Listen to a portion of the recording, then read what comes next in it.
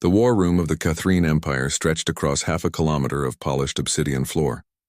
Holographic displays floated in the air like captured stars, each one showing a different conquered world. 47 systems, 47 victories. The Empire had never known defeat, and today would mark the beginning of their 48th triumph. Fleet Commander Zalthor stood before the Supreme Council, with his forearms crossed in a gesture of absolute confidence. His scales gleamed under the artificial lights, each one bearing the marks of battles won and enemies crushed. Behind him, the largest holographic display showed a small blue planet orbiting an unremarkable yellow star. Earth. The survey is complete. Supreme Council, Zalthor announced, his voice carrying the weight of certain victory. The humans of Earth are barely beyond their own atmosphere. They have no shields. Their weapons are primitive. They still use kinetic projectiles and chemical propulsion. Their largest warship would not survive a single shot from our smallest frigate. Council member Brikath leaned forward, her 6 eyes studying the data streams. They have achieved spaceflight. They have split the atom. Are we certain they pose no threat? Zalthor's mandibles clicked in what passed for laughter among his kind. Supreme One, they have 12 space stations and perhaps 200 satellites. We have conquered species with 1,000 times their capability.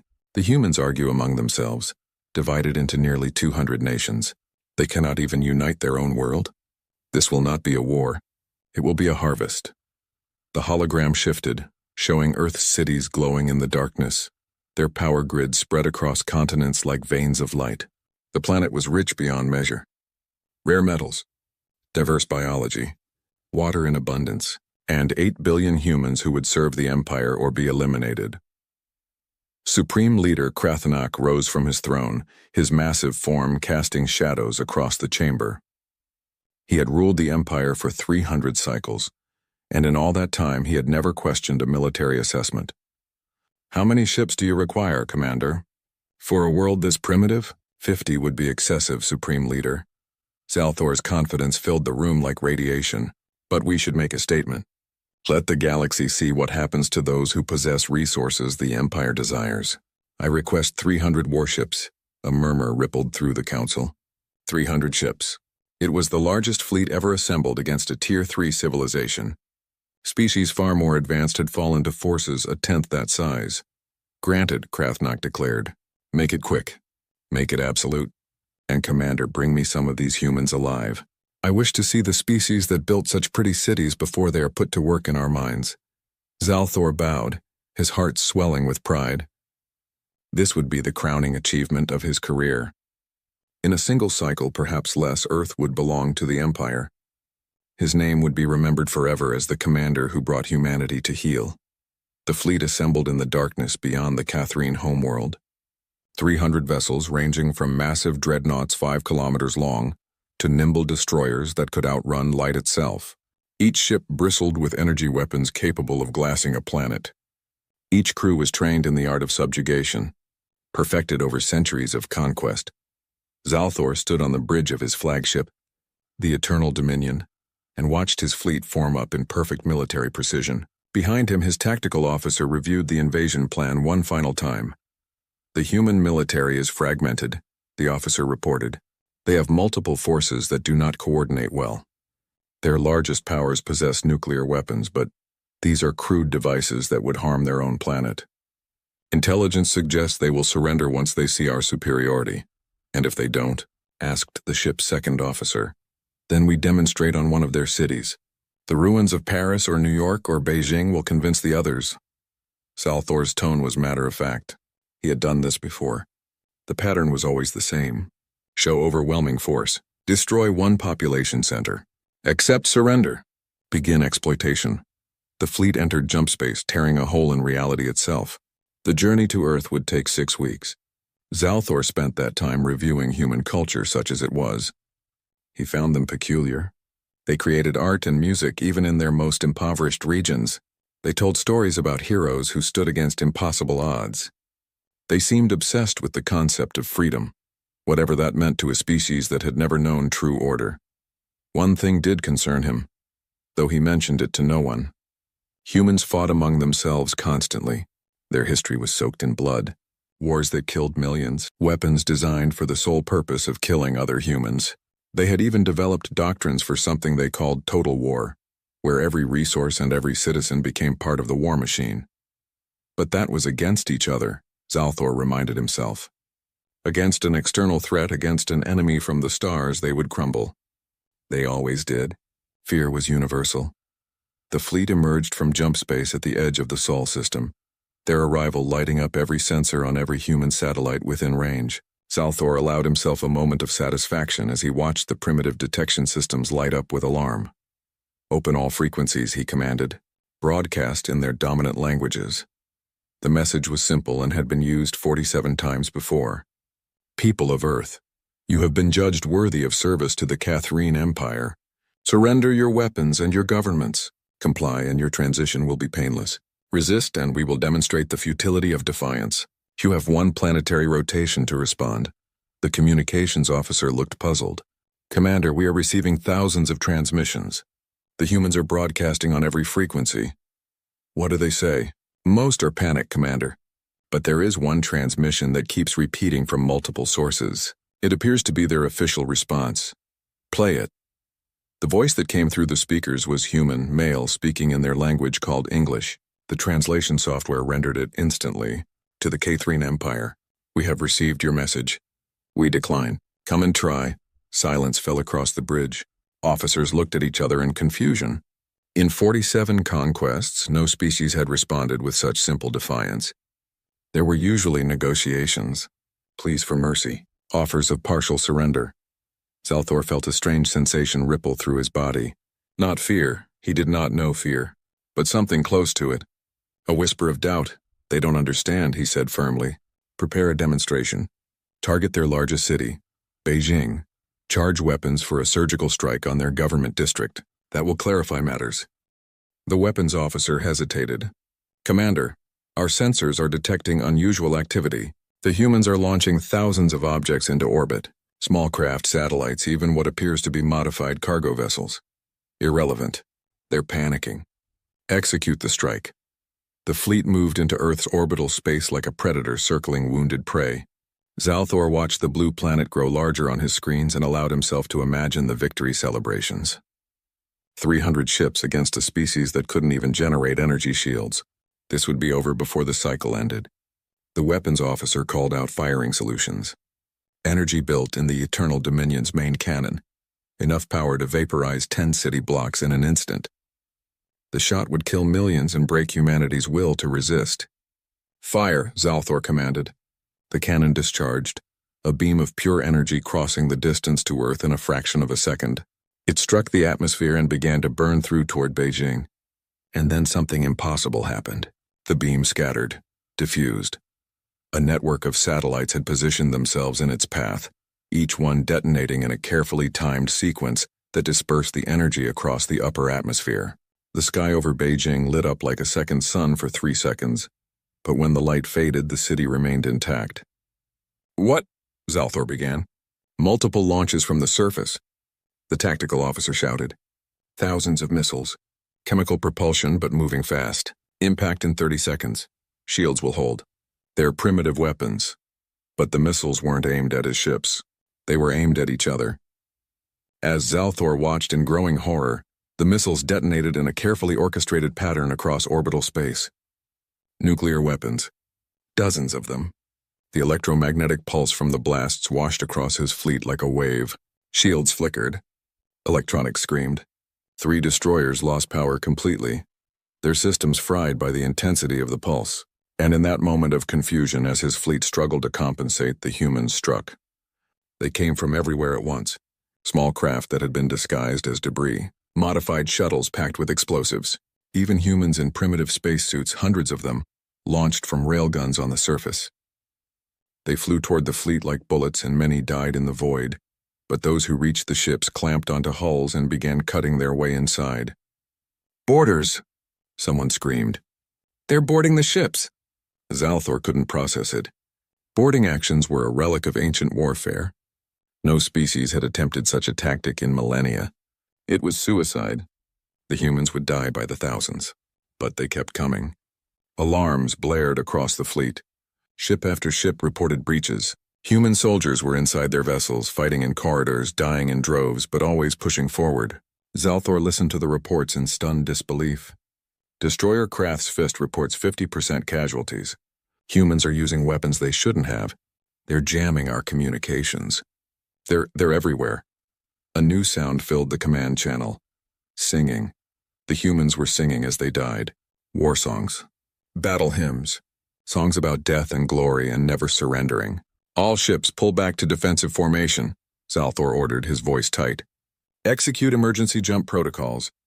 We regroup and the transmission cut off as the lights on his bridge flickered. An explosion echoed through the hull. His own ship. They were on his own ship. The last thing Zalthor recorded in his personal log, before the bridge doors exploded inward and human soldiers in armor marked with a flag of stars and stripes poured through, was a single sentence. They fight like gods of war. May mercy find us, for we have found none here. The battle raged for 3 days. Of the 300 ships that entered Earth space, none returned to Catherine territory. Some were destroyed. Some were captured. Some simply vanished, their crews dead, their systems corrupted by human cyber weapons that turned their own technology against them. And in the void of space, among the debris of the greatest fleet the Empire had ever assembled, human ships began salvaging the wreckage, learning, adapting, preparing. Earth had sent a message to the galaxy. It was written in the burning hulls of 300 warships and the silence of an empire that had finally met its match. The message was simple. We are humanity, and we do not surrender. 3 months had passed since the fleet had entered the Sol system. 3 months of absolute silence. The Catherine Empire's military command center operated around the clock, monitoring every frequency, every quantum channel, every possible method of communication. Nothing came back. No victory reports. No requests for reinforcements. No distress signals. 300 ships and their crews had simply vanished into the void as if they had never existed. Admiral Creshvan paced the observation deck of the orbital command station, his 3 hearts beating an irregular rhythm of anxiety. He had served the Empire for 200 cycles. He had overseen dozens of conquests. Never, not once, had an entire fleet gone silent. Check the communication arrays again, he ordered for the 100th time. The communications officer, a young Catherine named Telshar, shook her head. All systems are functional, Admiral. The problem is not on our end. There is simply nothing to receive. A fleet does not disappear. Even in defeat, there are survivors. Escape pods. Emergency beacons, something. Creshvan's claws scraped against the transparent steel of the viewport. Beyond it, the homeworld of the Catherine turned slowly, beautiful and ignorant of the growing crisis. The Supreme Council had been patient at first. Fleet Commander Zalthor was known for his thoroughness. Perhaps he was simply ensuring complete victory before reporting. But days became weeks and weeks became months. Now the Council demanded answers that Creshvan could not provide. Prepare reconnaissance drones, he finally commanded. Full stealth configuration. I want them in the Sol system within 2 weeks. And I want answers. The drones were technological marvels, no larger than a human hand, nearly invisible to sensors, capable of faster-than-light travel through microjumps. 20 of them launched in a swarm, each programmed with slightly different search parameters. They would find the fleet, determine what had happened, and return with data. Creshvan waited. 2 weeks for travel, 1 week for reconnaissance. 2 weeks return. 5 weeks of uncertainty while the Empire held its breath. The first drone returned ahead of schedule. That should have been a good sign. It wasn't. Telshar's face went pale as she processed the incoming data. Admiral, you need to see this. The holographic display activated, showing the Sol system as captured by the drone's sensors. Creshvan stepped closer, studying the image. At first, everything seemed normal. The yellow star, the 9 planets, the asteroid belt. But then he saw the debris fields. They were everywhere. Massive clouds of wreckage orbiting the 3rd planet, shattered hull plates bearing Catherine military markings, weapons arrays torn from their mountings, entire sections of ships tumbling through the void. The fleet, Telshar whispered. That's our fleet. But it was the close-up images that made Creshvan's blood run cold. The drone had approached several larger pieces of wreckage, its sensors recording every detail. What it found defied explanation. Hull breaches, but not from energy weapons. These were torn open from the inside. Bulkheads shredded by explosives planted in critical locations. Life support systems deliberately destroyed. And on one piece of wreckage that had once been the command deck of a destroyer, symbols were painted in what analysis confirmed was Catherine blood. The symbols were human letters. They spelled no mercy. What kind of species does this? Telshar asked, her voice trembling. They couldn't have defeated us. They're primitive. The assessment said. The assessment was wrong. Crusade forced himself to study the images, though every instinct screamed at him to look away. Send out all the drones. I want every piece of significant wreckage analyzed. I want to know what happened. Over the next week, the remaining drones returned one by one, each carrying more horrifying data than the last. The picture that emerged was not one of battle, but of slaughter. The Catherine fleet had been systematically destroyed, and not by superior technology. One drone had recovered a partial black box from a frigate. The recording was fragmented, damaged by fire and vacuum exposure, but what remained was enough. Crusade played it for the senior staff in a sealed chamber, far from the ears of the general population. Static filled the first few seconds. Then a voice. Commander rank by the tone. Breach on deck 7 through 12. Security teams are not responding. Something is wrong. The humans, they're not fighting like an explosion, screams. Then another voice, younger, terrified. They're inside the ship. How are they inside? We're in space. They should be dead. More explosions. The sound of weapons fire.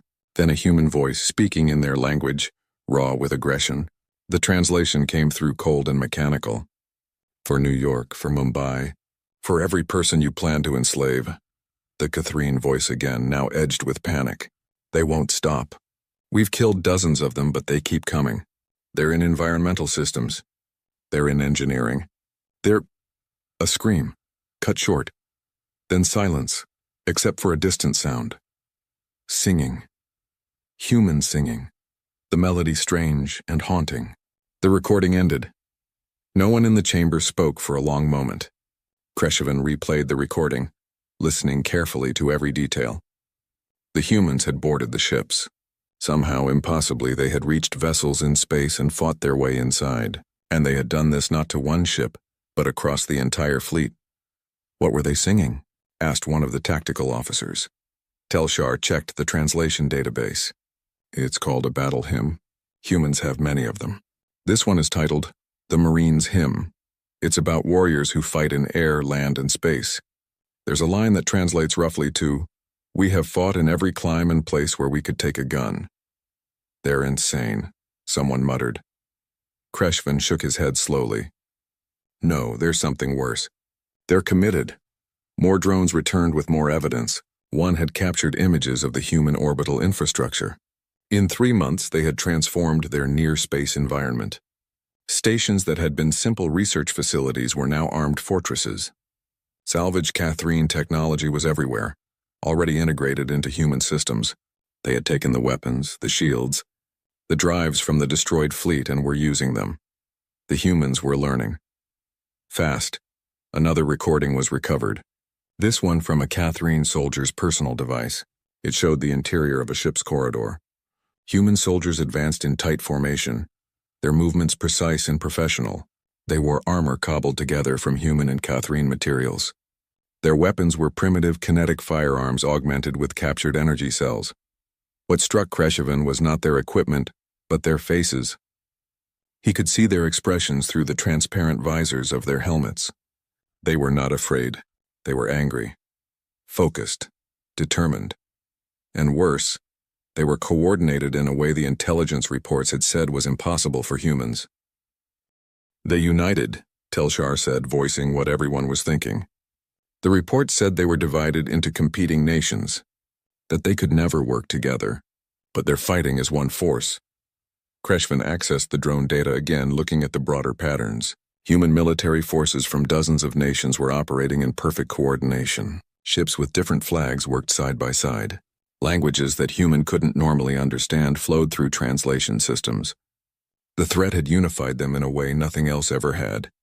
Find more recordings, he ordered. I need to understand what happened in that first battle. I need to know how we lost 300 ships to a species that didn't even have energy shields. The answer came from the most intact black box, recovered from a ship that had apparently been crippled early in the battle. The recording was nearly complete, and it told a story that would haunt the Empire for generations. The Catherine fleet had approached Earth expecting easy victory. They had fired the first shot, attempting to destroy Beijing as a demonstration. But the humans had been ready. The network of satellites that dispersed the energy beam had been deployed weeks earlier, when the first human telescopes detected the approaching fleet. The humans had known the Catherine were coming. They had watched the fleet cross light years of space, and they had prepared. The nuclear detonations in orbit had been coordinated to create maximum electromagnetic disruption. The boarding parties had launched the moment the Catherine shields flickered. Thousands of humans had died in that first assault, their bodies frozen in the void, but they had damaged enough ships to create chaos in the formation, and then the real attack began. The recording showed weapons the Catherine had not anticipated. Computer viruses designed specifically to target their systems, biological agents that affected Catherine physiology, kinetic kill vehicles traveling at a significant fraction of light speed, launched from railguns on the lunar surface. The humans had thrown everything they had at the fleet, holding nothing back. But it was the boarding actions that had broken the Catherine forces. Humans in spacesuits and armor had breached ship after ship. They died in horrific numbers, but they kept coming. For every human that fell, 2 more took their place. They fought in corridors designed for creatures twice their size. They used explosives with reckless abandon, sometimes killing themselves to destroy critical ship systems. One section of recording showed a human soldier, severely wounded, dragging himself toward a ship's reactor core. A Catherine officer tried to stop him. The human detonated explosives strapped to his chest, destroying himself, the officer, and the reactor containment field. The ship had gone critical minutes later. "They're willing to die," Telshar said in horror. "They don't retreat. They don't surrender. They just keep fighting until they win or they're all dead." Crusade had seen enough. He gathered all the data, all the recordings, all the analysis, and prepared his report for the Supreme Council. The news would devastate the Empire's confidence. 300 ships destroyed. Perhaps 50,000 crew members dead or missing, and the humans were still there, still armed, now enhanced with Catherine technology. But before he sent the report, one final drone returned. This one carried something different, a message from the humans. It was a simple text transmission, sent on frequencies the Catherine had used for their initial demand of surrender. The message was in perfect Catherine language, which meant they had already cracked the Empire's linguistic codes. To the Catherine Empire, "You came to our world seeking to conquer us. You believed we were weak because we fought among ourselves. You were wrong. When threatened, we are capable of putting aside every difference. We are capable of total war. We are capable of sacrifice you cannot comprehend. Your fleet is destroyed. Your ships are ours. Your technology is ours. We do not wish to continue this war. But if you send another fleet, we will do this again. And next time, we will not stop at defending our world. We will come to yours. Think carefully before you test us again." Signed, the United Government of Earth. The message ended with an attachment, a video file. Crusade played it with shaking hands. It showed rows of Catherine prisoners, hundreds of them, sitting in what appeared to be a converted hangar. They were alive, but their faces showed trauma that went beyond physical injury. Human guards stood watch, their weapons ready. A human officer spoke directly to the camera. "We have treated your people according to our laws of war. They have been fed. They have been given medical care. They have not been tortured or abused. When this is over, we will return them to you. But understand this. We took prisoners because we chose to. Because we are better than you thought we were. We could have killed them all. We still can. The choice of what happens next is yours." The recording ended. Crusade sat in silence for a long time, staring at the blank screen. The implications crashed over him like waves. The humans had won. Against every prediction, every assessment, every certainty the Empire had held, these primitives had defeated a fleet that should have crushed them in hours. And now they had hostages. They had technology. They had momentum. And most terrifying of all, they had sent a message that was not a plea for peace but a promise of greater violence if provoked. "What do we tell the Council?" Telshar asked quietly. "The truth," Crusade replied. that we have found an enemy unlike any we have faced before, an enemy that will not be conquered, an enemy that grows stronger from conflict, and that if we are wise, we will never ever go to Earth again. The Supreme Council would not want to hear it. The Empire had never retreated from a challenge, but Crusade had seen the recordings. He had heard the screams of his people as humans carved through their ships like vengeful spirits. He had seen the determination in human eyes and heard the defiance in their voices. The Catherine Empire had finally met a species that would rather die than submit. And in that meeting, the Empire had learned the most terrifying lesson of all. Humanity was not prey. Humanity was something far more dangerous. They were survivors who had learned to hunt. Captain Vekrin had never expected to be part of history. He was a scientist, not a warrior. His ship, the Silent Observer, was designed for stealth and reconnaissance, not combat. Its hull was lined with sensor-dampening materials that made it nearly invisible to detection. Its weapons were minimal, just enough for self-defense. Everything about the vessel was built for one purpose: to watch without being seen. Now he was watching humanity, and what he saw terrified him. The Supreme Council had debated for weeks after Admiral Crushade's report. Some members wanted immediate retaliation. Others argued for caution. In the end, caution won, but barely. The Council needed more information before deciding how to respond to this unprecedented disaster. They needed to understand what had happened, how it had happened, and most importantly, what humanity was capable of now.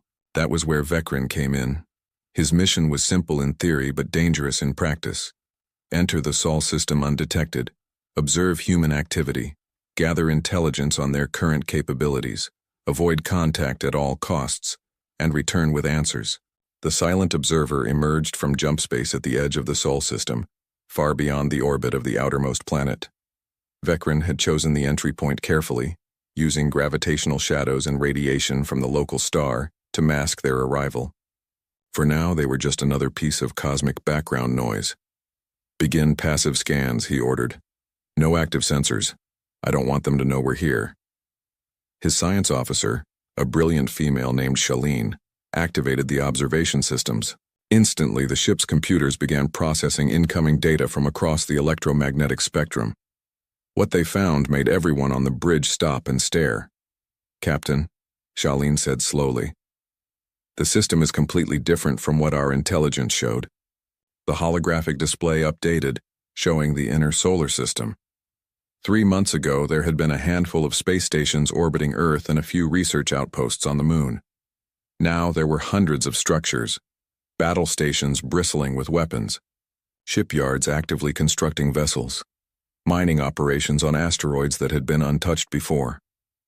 The entire near-Earth environment had been transformed into a military-industrial complex. They've been busy, Vekrin muttered. He zoomed the display in on one of the larger stations. What is that? Shaleen ran analysis programs. It appears to be a shipyard, Captain, but the design is unusual. It's using both human and Catherine construction techniques. They've integrated our technology into their own. Show me the ships. The image shifted to show the vessels under construction. Vekrin felt his stomach's knot. The ships were human in basic design but enhanced with Catherine technology. Energy shields, quantum drives, weapons that no species should have been able to reverse engineer in mere months. But there they were, being built by humans who 3 months ago couldn't travel faster than light. How is this possible? Asked the navigation officer. It took the Empire centuries to develop some of that technology. Because we weren't desperate, Vekrin replied quietly. Desperation accelerates innovation. The humans knew another fleet might come. They're preparing. The Silent Observer moved deeper into the system, maintaining stealth protocols. Vekrin ordered constant monitoring of all communications. The amount of radio and data traffic coming from Earth and its orbital facilities was staggering. The humans communicated constantly, coordinating efforts across their entire planet in dozens of languages. Captain, I've isolated military communications, Shaleen reported. The encryption is advanced, but I think I can break it. Give me a few hours. Do it. I want to know what they're saying. While Shaleen worked on the encryption, Vekrin studied the physical evidence of the battle. The debris fields were still there, slowly spreading across orbital space. Recovery operations were ongoing. Human ships moved among the wreckage, salvaging anything of value. Bodies were being collected and stored, presumably for later return. The humans were methodical and efficient, wasting nothing. One transmission caught his attention. It was unencrypted, broadcast in the open for anyone to hear. A human voice speaking in what the translator identified as English. Recovery Team 7 to command. We found another survivor pod. Catherine life signs detected. Bringing them in. Another survivor. Vekrin felt a surge of hope. Perhaps some of the fleet's crew had escaped after all, but then he listened to the rest of the transmission. Be careful with this one. The last survivor we found tried to kill himself rather than be captured. Keep them sedated until we reach the holding facility. Kill himself. Vekrin understood immediately. Whatever the humans had done to the captured Catherine, it had been bad enough that death seemed preferable to continued captivity. What had happened during those interrogations? Charlene finally cracked the military encryption. The information that flowed through the ship's computers was overwhelming. Battle reports, strategic assessments, resource allocations, technology development updates. All of it painted a picture of a species that had mobilized every resource toward a single goal: survival through strength. Captain, you need to hear this, Charlene said, her voice tight. I've found communications from before the battle, from when they first detected our fleet approaching. She played the recording. It was a conversation between human military leaders, dated 6 weeks before the Catherine fleet arrived at Earth. Telescopes confirm it. 300 ships, definitely not human origin, on approach vector for Earth. ETA 6 weeks. Jesus Christ. 300? Do we have any chance? Conventional military assessment says no. They'll glass our major cities before we can mount effective resistance. But we're not going conventional, we're going total. Explain. We unite every nation under emergency protocols. We pool every resource, every weapon, every soldier. We prepare orbital defenses using every satellite we can repurpose. We mine the approach vectors. We prepare boarding teams. Boarding teams? We're going to board alien warships? If they get close enough, yes. We can't win a straight fight, so we don't fight straight. We use every dirty trick we've ever invented. Chemical weapons, biological weapons, cyber warfare, nuclear weapons, suicide attacks if necessary. We make it so costly for them that even if they win, they'll never come back. That's insane. That's survival. We've been fighting each other for thousands of years. Time to show these aliens what humans are really good at. The recording ended. Vekrin sat back in his chair, processing what he had just heard. The humans had known the fleet was coming for 6 weeks. They had used that time to prepare a defense that should have been impossible. More than that, they had prepared to fight in ways the Catherine had never anticipated. Find more, he ordered. I want to know everything about how they fought. Over the next several days, the silent observer collected data from hundreds of sources, intercepted communications, recovered logs, even human news broadcasts that discussed the battle openly. Slowly, a complete picture emerged of what humanity had done. The dispersal of the energy beam aimed at Beijing had been just the beginning.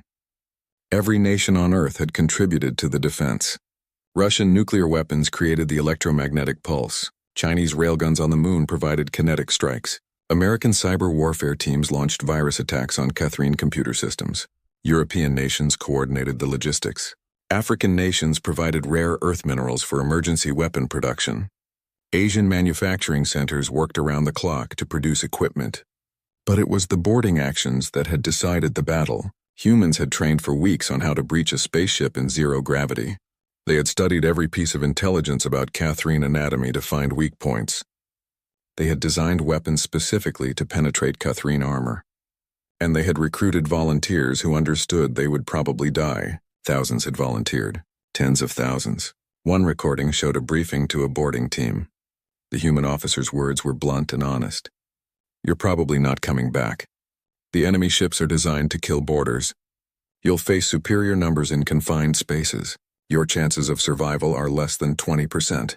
But if you succeed, if you can disable or destroy your target ship, you'll save millions of lives on Earth. So I'm asking you, who's willing to go? Every hand in the room went up. Vekrin watched that recording 3 times, trying to understand the psychology behind it. Humans knew they would die, yet they went anyway. Not because they were forced. Not because they were drugged or brainwashed. But because they believed their sacrifice mattered.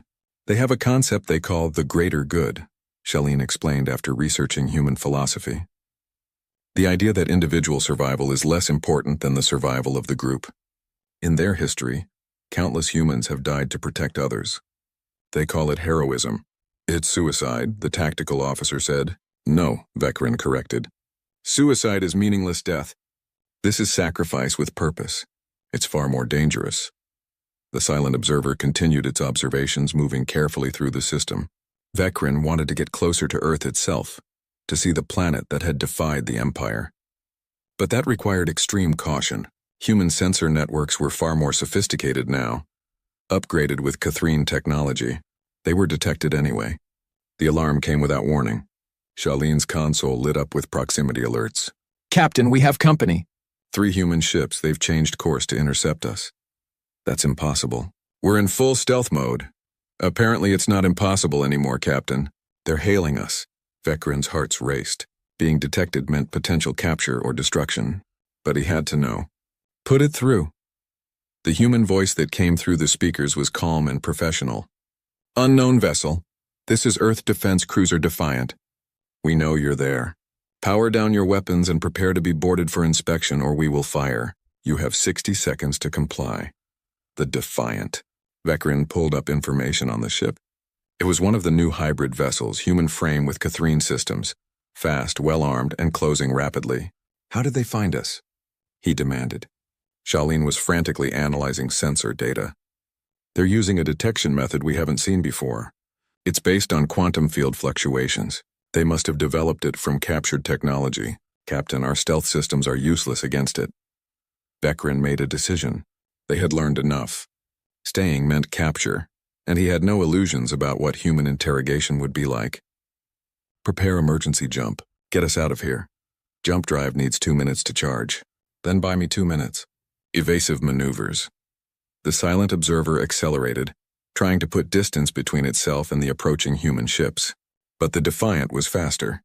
Much faster. And it wasn't alone. 2 more ships appeared from different vectors, coordinating their approach with military precision.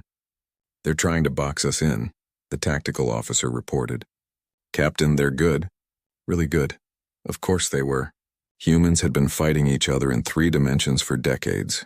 They understood tactics and strategy in ways that came from hard experience. The Catherine had conquered lesser species. Humans had fought equals. Weapons fire lanced through space. The Defiant was shooting not to destroy but to disable. Precision strikes aimed at the silent observer's engines and communications array. Vekrin felt his ship shudder as a blast clipped the port stabilizer. Jump drive at 80%, Shaleen called out. Another hit. Systems alarm screamed throughout the ship. The humans were walking their fire closer, herding the silent observer into a kill box where escape would be impossible. 90%. 95%.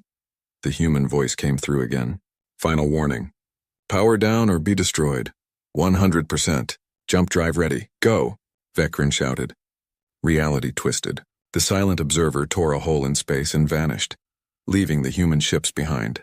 The jump was rough, poorly calculated, sending the ship tumbling through hyperspace before stabilizers compensated. But they were away. They were safe. Vekrin slumped in his chair, breathing heavily. Around him, his crew worked to assess damage and plot a course back to Catherine space. They had escaped, but barely. And the humans had let them go, Vekrin realized. Those final shots had been warnings, not serious attempts to destroy. The humans could have killed them, but chose not to. A message. They wanted the silent observer to return home. They wanted the Empire to know what they had seen. Get me all the data we collected, Vekrin ordered. Every recording, every intercept, every observation. The Supreme Council needs to see this. What will we tell them, Captain? Shaleen asked quietly. Vekrin looked at the retreating image of Earth on his displays. That beautiful blue world that had destroyed an empire's fleet and emerged stronger from the conflict. He thought about the humans he had observed, their determination, their unity, their willingness to sacrifice everything for survival. "We'll tell them the truth," he said, "that we didn't lose to a primitive species. We lost to a species that has been preparing for war since before they discovered fire. We lost to a species that turns every challenge into a weapon. We lost to humanity. And what should the Empire do now?" Vekrin had no answer to that.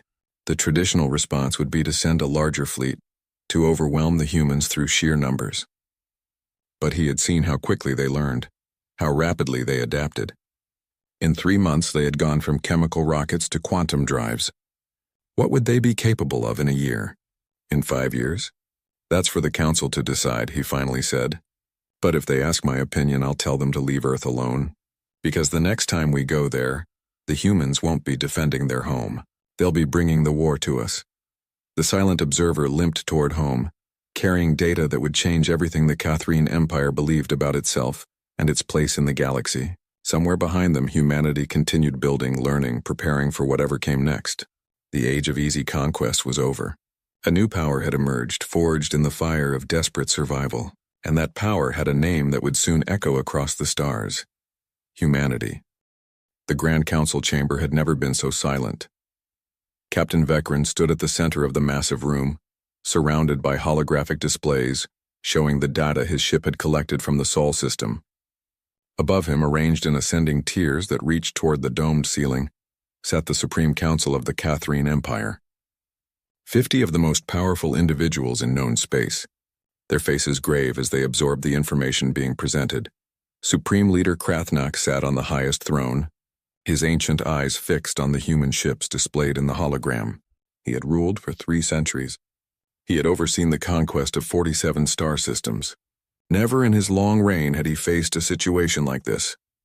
"Explain to us again," he said, his voice carrying the weight of absolute authority, "how 300 warships were destroyed by a species that did not possess faster-than-light travel 3 months ago." Vekrin had been preparing for this moment during the entire journey home.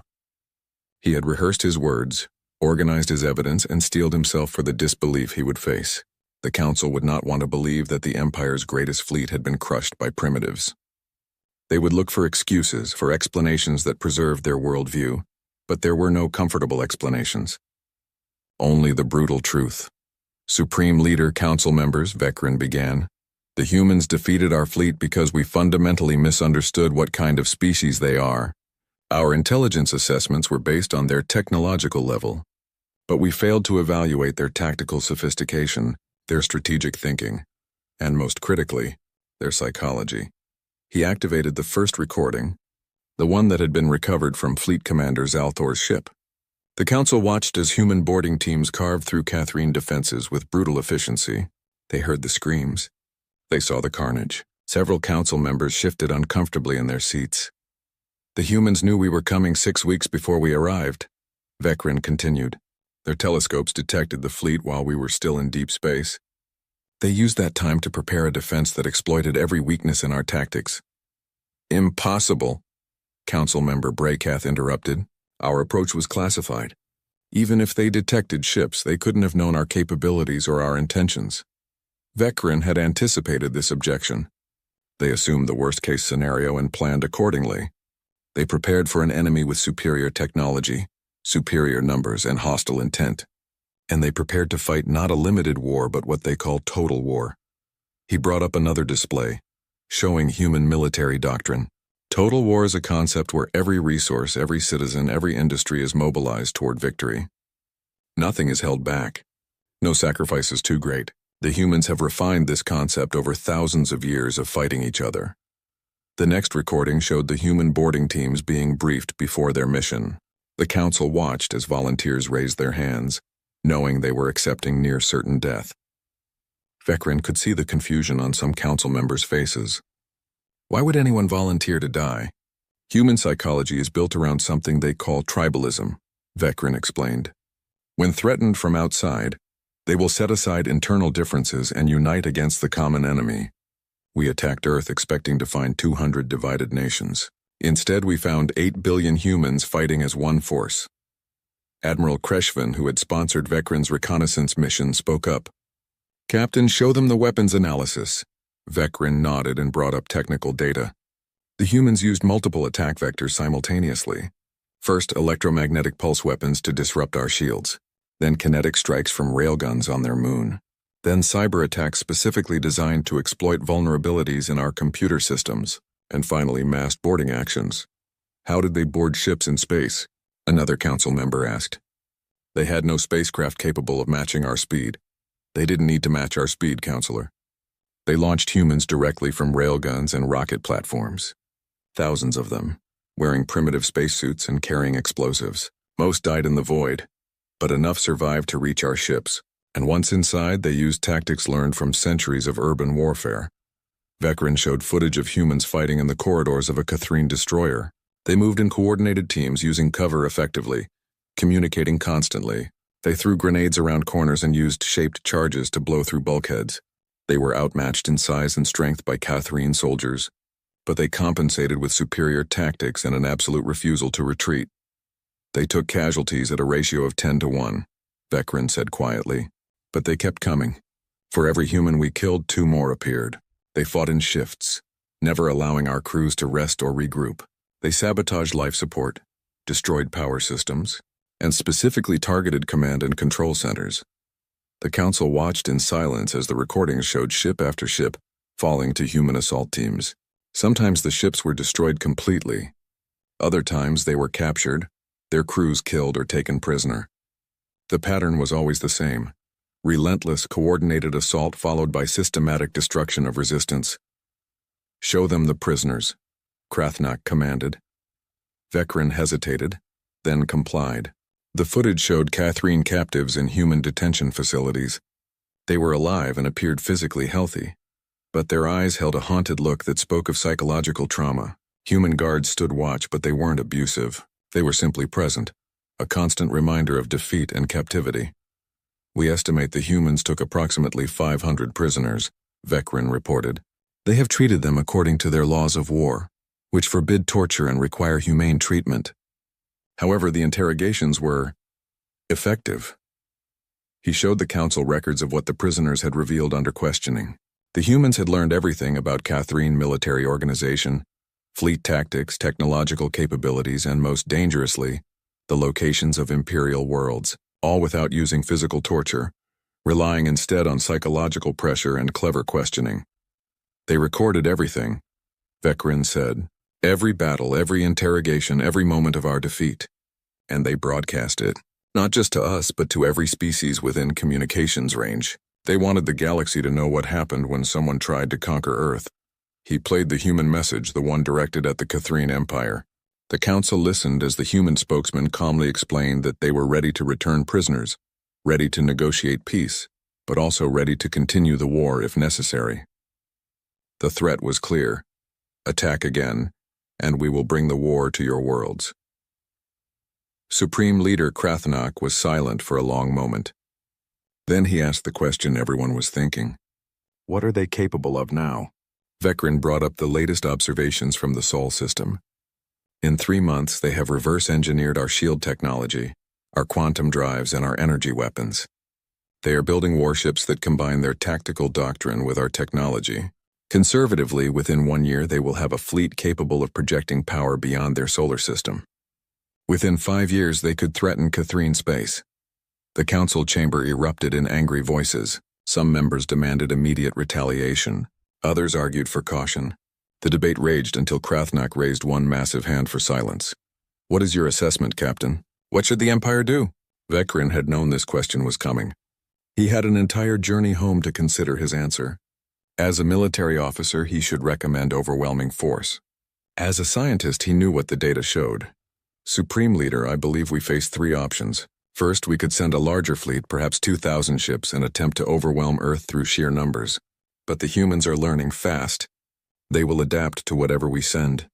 And they have shown they are willing to accept catastrophic casualties to achieve victory. He paused, gathering his courage for what came next. Second, we could attempt a surprise attack using weapons of mass destruction to destroy Earth before they can respond. sterilize the entire planet. But this would require us to commit genocide against 8 billion sentients, and it would make enemies of every species in the galaxy. The humans have already shared their story widely. We would become the villains. And the third option? Krathnak asked. Peace. Negotiate a treaty that acknowledges Earth as an independent power. Return the prisoners as a gesture of good faith. Establish diplomatic relations. The humans have shown they do not seek conquest. They only want to be left alone. If we give them that, if we accept them as equals, we can avoid further conflict. The council chamber exploded again. Accept primitives as equals? Negotiate with species that had humiliated the Empire? It was unthinkable to many council members. The Empire did not negotiate with lesser species. The Empire conquered. But Admiral Crusade stood and spoke with the authority of his rank. Council members, we must face reality. The humans are not primitives anymore. They have our technology. They have proven tactical superiority, and they have something we lack: unity forged in desperation. If we continue this war, we will lose ships, we will lose soldiers, and we may lose worlds. Is pride worth that cost? Council member Brekath, who had been skeptical throughout, asked the hard question. If we negotiate peace with the humans, what message does that send to other species? That they can resist the Empire and win? Perhaps, Crusade replied. Or perhaps it sends the message that the Empire is wise enough to recognize when conquest is not worth the price. We have 47 systems. We are wealthy and powerful. Must we have 48 if it costs us everything? The debate continued for hours. Vakrin stood at the center, answering questions, showing evidence, explaining again and again what he had witnessed. Slowly, the council began to understand the scope of what had happened. This was not a military setback. It was a fundamental challenge to the Empire's worldview. Finally, as the discussion began to wind down, Supreme Leader Krathnak spoke again. Captain Vakrin, you have seen the humans up close. You have studied their tactics and their psychology. Tell me truly, if we negotiate peace, will they honor it? Vakrin thought about the recordings he had seen. Humans singing battle hymns as they charged to certain death. Humans coordinating across language and cultural barriers. Humans who had captured enemy soldiers and treated them with dignity, even after suffering terrible losses. Yes, Supreme Leader. I believe they will honor a fair peace treaty. Humans have a concept they call honor. It means keeping your word even when it's difficult. They also have a saying, peace through strength. They will negotiate from a position of power, but if we offer fair terms, I believe they will accept. And if we send another fleet? Then they will fight, and they will win, because they have already proven they can learn faster than we can adapt, because they are unified in a way we are not, and because they are willing to pay any price to protect their home.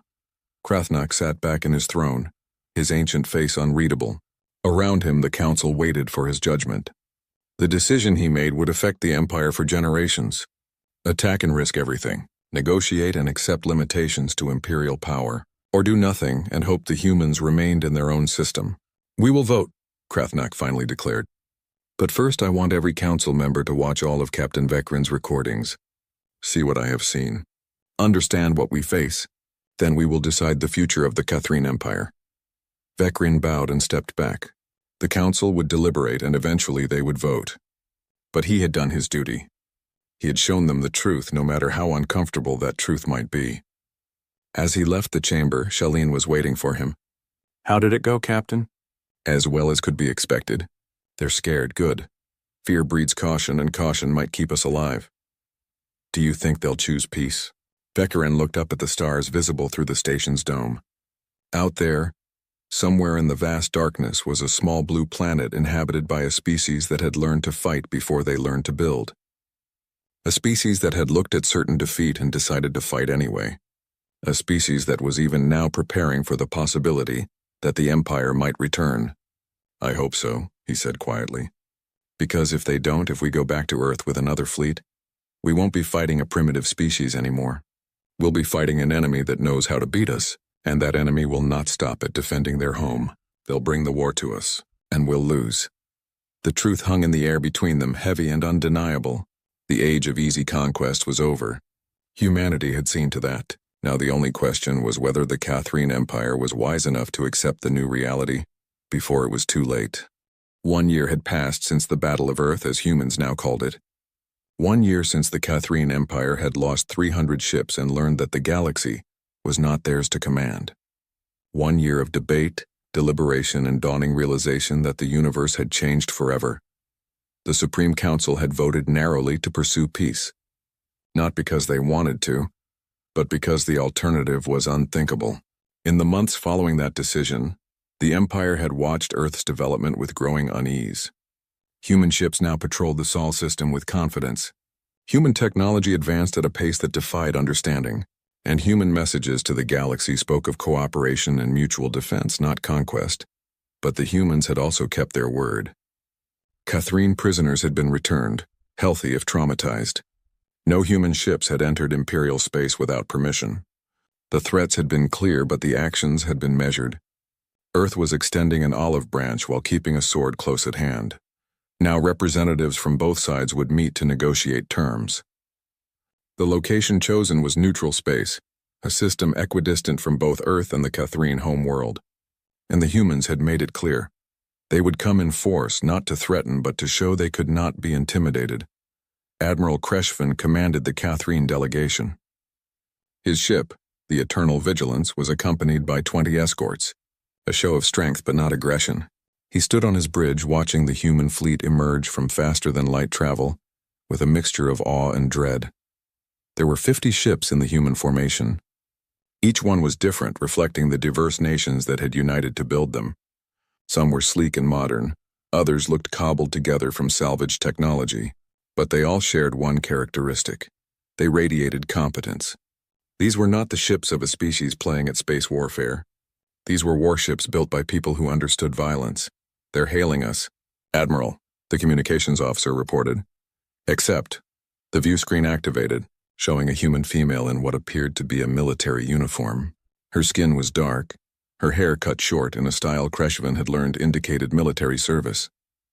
Behind her, the bridge of her ship hummed with activity. "Admiral Crusade," she said in perfect Catherine language. "I am Admiral Chen Wei of the Earth Defense Forces. Thank you for agreeing to meet. We come in peace, but as you can see, we come prepared." Crusade inclined his head in a gesture of respect. "Admiral Chen, the Catherine Empire is ready to discuss terms. We acknowledge that the previous conflict was unfortunate."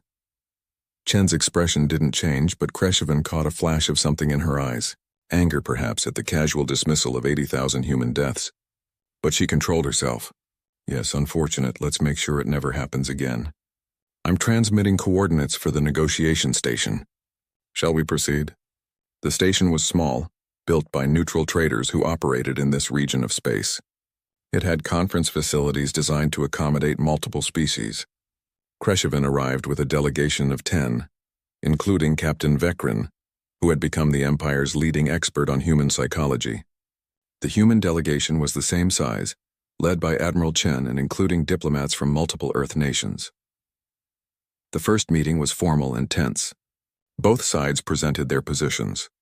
The humans wanted several things: official recognition of Earth's sovereignty, return of all Catherine technology and weapons from captured ships, reparations for the attempted invasion, and a non-aggression pact that would bind both parties for at least 100 years. The Catherine Empire's position was more defensive. They wanted assurances that humans would not seek revenge, would not share captured technology with other species, and would not interfere in Imperial affairs within existing Catherine space. The negotiations lasted for weeks. Every detail was debated, every clause examined from every angle. The humans were tough negotiators, never accepting vague language or half measures. They wanted everything in writing, everything explicit, everything enforceable. During a break in one session, Crusade found himself alone with Admiral Chen on one of the station's observation decks. They stood in silence for a moment, watching the stars. "Your people fought well," Crusade finally said. Chen turned to look at him. 63,412. That's how many people we lost defending Earth. Soldiers, yes, but also civilians who were in the wrong place when your first strike came. Every one of them had a name, a family, dreams for the future. The weight of those numbers hung in the air. Crusade had seen casualty reports before, but humans had a way of making death personal that the Catherine did not share. "We lost 48,000 crew members," he replied quietly. "Most died in the first 3 days of the battle. Many more are still traumatized from their captivity. We treated them according to our laws, Chen said, her voice sharp. No torture, no abuse. Can you say the same about what your people planned for Earth? Crusade could not. The invasion plan had called for systematic enslavement of the human population. Those who resisted would have been eliminated. Those who complied would have been worked until they were no longer useful.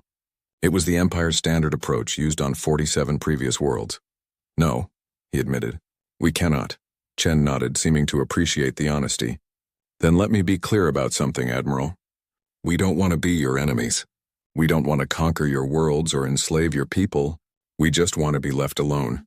But if you ever threaten Earth again, we will not defend. We will attack. We will bring the war to every Catherine world.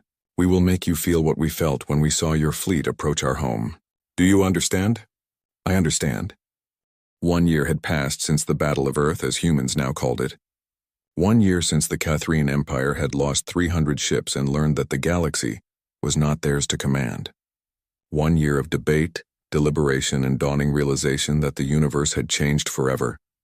The Supreme Council had voted narrowly to pursue peace. Not because they wanted to, but because the alternative was unthinkable. In the months following that decision, the Empire had watched Earth's development with growing unease. Human ships now patrolled the Sol system with confidence. Human technology advanced at a pace that defied understanding, and human messages to the galaxy spoke of cooperation and mutual defense, not conquest. But the humans had also kept their word. Catherine prisoners had been returned, healthy if traumatized. No human ships had entered Imperial space without permission. The threats had been clear, but the actions had been measured. Earth was extending an olive branch while keeping a sword close at hand. Now representatives from both sides would meet to negotiate terms. The location chosen was neutral space, a system equidistant from both Earth and the Catherine home world. And the humans had made it clear. They would come in force, not to threaten, but to show they could not be intimidated. Admiral Crusade commanded the Catherine delegation. His ship, the Eternal Vigilance, was accompanied by 20 escorts, a show of strength but not aggression. He stood on his bridge watching the human fleet emerge from faster-than-light travel, with a mixture of awe and dread. There were 50 ships in the human formation. Each one was different, reflecting the diverse nations that had united to build them. Some were sleek and modern, others looked cobbled together from salvaged technology, but they all shared one characteristic. They radiated competence. These were not the ships of a species playing at space warfare. These were warships built by people who understood violence. They're hailing us. Admiral, the communications officer reported. Accept. The view screen activated, showing a human female in what appeared to be a military uniform. Her skin was dark, her hair cut short in a style Crusade had learned indicated military service. Behind her, the bridge of her ship hummed with activity. Admiral Crusade, she said in perfect Catherine language. I am Admiral Chen Wei of the Earth Defense Forces. Thank you for agreeing to meet. We come in peace, but as you can see, we come prepared. Crusade inclined his head in a gesture of respect. Admiral Chen, the Catherine Empire is ready to discuss terms. We acknowledge that the previous conflict was unfortunate. Chen's expression didn't change, but Crusade caught a flash of something in her eyes. Anger, perhaps, at the casual dismissal of 80,000 human deaths. But she controlled herself.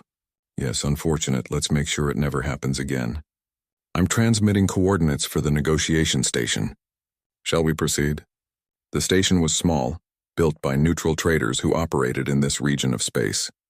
It had conference facilities designed to accommodate multiple species.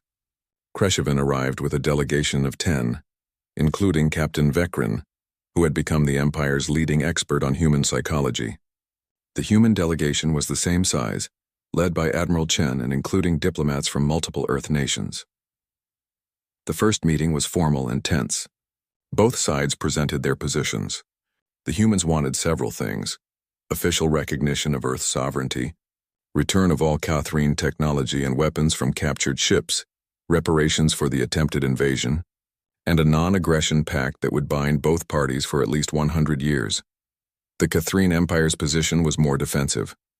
They wanted assurances that humans would not seek revenge, would not share captured technology with other species, and would not interfere in imperial affairs within existing Catherine space. The negotiations lasted for weeks. Every detail was debated, every clause examined from every angle. The humans were tough negotiators, never accepting vague language or half measures. They wanted everything in writing, everything explicit, everything enforceable. During a break in one session, Crusade found himself alone with Admiral Chen on one of the station's observation decks. They stood in silence for a moment, watching the stars. "Your people fought well," Crusade finally said. Chen turned to look at him. 63,412. That's how many people we lost defending Earth. Soldiers, yes, but also civilians who were in the wrong place when your first strike came. Every one of them had a name, a family, dreams for the future. The weight of those numbers hung in the air. Crusade had seen casualty reports before, but humans had a way of making death personal that the Catherine did not share. "We lost 48,000 crew members," he replied quietly. "Most died in the first 3 days of the battle. Many more are still traumatized from their captivity. We treated them according to our laws," Chen said, her voice sharp. "No torture, no abuse. Can you say the same about what your people planned for Earth?" Crusade could not. The invasion plan had called for systematic enslavement of the human population. Those who resisted would have been eliminated. Those who complied would have been worked until they were no longer useful. It was the Empire's standard approach used on 47 previous worlds. "No," he admitted. "We cannot." Chen nodded, seeming to appreciate the honesty. "Then let me be clear about something, Admiral. We don't want to be your enemies. We don't want to conquer your worlds or enslave your people. We just want to be left alone. But if you ever threaten Earth again, we will not defend. We will attack. We will bring the war to every Catherine world. We will make you feel what we felt when we saw your fleet approach our home. Do you understand?" "I understand." "Good. Because there are other species watching this negotiation. Species your empire has conquered in the past. They've contacted us. They want to know if resistance is possible. They want to know if the empire can be beaten. What we do here, what treaty we sign, will send a message to the entire galaxy." Crusade felt a chill run through his body. He had not considered the wider implications. If other conquered species saw humans successfully negotiate as equals with the Empire, they might rebel. The Empire's carefully constructed order could collapse. "What message do you want to send?" he asked. Chen smiled, but it was not a warm expression. "That the age of empires built on conquest is ending. That species have a right to self-determination. That those who seek to dominate others will face consequences. Call it the Earth Doctrine." The negotiations continued, but the conversation with Chen had changed Crusade's perspective. This was not just about Earth and the Catherine Empire. This was about the future of the entire galaxy, and humans, whether they realized it or not, were positioning themselves as champions of the conquered. Finally, after 6 weeks of intense discussion, a treaty was drafted. The terms were harsh but fair. The Catherine Empire would formally recognize Earth's sovereignty and independence. They would pay reparations in the form of technology and resources. They would agree to a non-aggression pact lasting 200 years. And critically, they would not interfere if other species sought to negotiate similar arrangements. In return, humans would not share captured Catherine military technology with other species, would respect imperial borders, and would return all prisoners who wished to go home. The treaty included a provision for joint scientific research and cultural exchange, suggesting that one day, perhaps, the two species might become allies rather than enemies. The signing ceremony was broadcast across the galaxy. Representatives from dozens of species watched as Admiral Chen and Supreme Leader Krathnak placed their marks on the treaty document. It was a historic moment, the first time the Catherine Empire had negotiated as equals with a species they had tried to conquer. But it was what happened after the signing that truly shocked the galaxy. As the ceremony concluded, Admiral Chen approached the microphone and spoke directly to the assembled representatives and the countless species watching the broadcast. "Today, Earth and the Catherine Empire have chosen peace over war," she said. "But this treaty is about more than just our two peoples. It is a statement of principle. Every intelligent species has the right to determine their own destiny. Every species has the right to defend their home. And every species has the right to say no to conquest." She paused, letting her words sink in. "We know that many of you have suffered under imperial rule. We know that many of you have dreamed of freedom but believed it was impossible. Today we tell you that it is possible. Resistance is possible. Victory is possible. Peace is possible. But you must be willing to fight for it. Earth stands ready to assist any species that seeks to negotiate their independence. We will share our defensive technologies with those who ask. We will stand with those who stand for freedom. The age of easy conquest is over. The galaxy is changing, and humanity will be part of that change. The broadcast ended, but the repercussions were immediate. Within days, 3 species that the Catherine Empire had conquered sent diplomatic messages to Earth requesting assistance. Within weeks, 5 more joined them. The Empire's hold on its territories began to weaken as conquered peoples looked to Earth as an example and a potential ally. Crusade watched these developments with a mixture of resignation and respect. The humans had done exactly what he had feared. They had not just defeated the Empire militarily, they had defeated them ideologically. They had shown that resistance was possible and created a coalition of the willing. A message arrived for him from Captain Vekrin, who had returned to Catherine space to resume his research duties. The message was brief but significant. Admiral, the Council is meeting in emergency session. Several outer colonies are demanding greater autonomy. Some are threatening to seek Earth's protection if their demands are not met. The Empire is fracturing. What humans could not do with weapons, they are doing with ideas. I thought you should know. Crusade read the message 3 times, then deleted it. He understood now what was happening. The Empire had based its power on the assumption that resistance was futile, that superior technology and numbers would always prevail. Humans had shattered that assumption. They had shown that determination, unity, and willingness to sacrifice could overcome technological disadvantage. More importantly, they had shown that they survived. They had not just defeated the Catherine fleet. They had thrived in the aftermath. They had grown stronger, and that example was more powerful than any weapon. Months passed. The treaty held, though tensions remained high. Human ships began appearing at the edges of Catherine space, not threateningly, but as a constant reminder of their presence.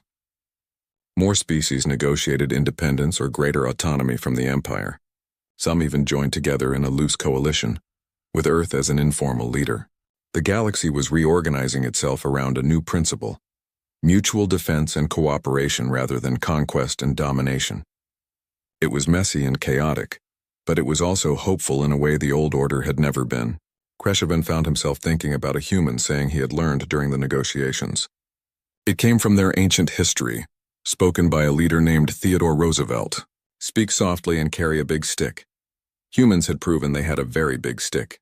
300 destroyed Catherine warships testified to that, but they were also speaking softly, offering cooperation and partnership to those who approached in good faith. It was a balance the Empire had never understood. One day Crusade received a message from Admiral Chen. It was personal, not official, and brief. Admiral, I hope this message finds you well. I wanted to tell you something I did not say during negotiations. Your people could have won if you had sent 5,000 ships instead of 300. If you had attacked without warning, if you had shown no mercy, you could have conquered Earth. But you didn't because you believed we were weak. You were wrong about that.